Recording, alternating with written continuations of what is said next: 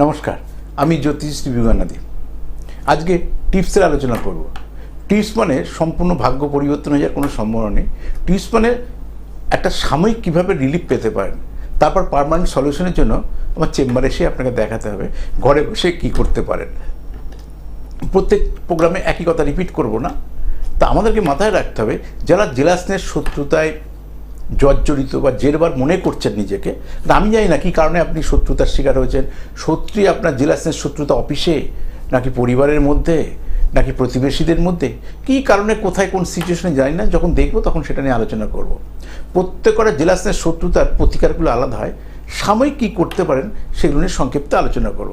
আজকে মূলত আলোচনা করব যে আপনি জেলাসনের শত্রুতার শিকার হলে প্রথমত মা বোনেরা হলে কালো কার বাঁ পায়ে 9 প্যাচে পড়বেন, মানে 9টা প্যাচ দেবেন, 9টা গিট দেবেন, একবারে দিয়ে 9টা গিট। দাদা ভাইরা ডান পায়ে 9 প্যাচে 9টা গিট দেবেন।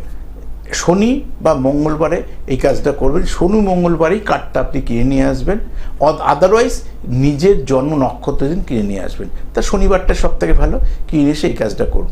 এর সঙ্গে তেজপাতা পাওয়া যায়। তেজপাতা আমরা অনেকেই জানি।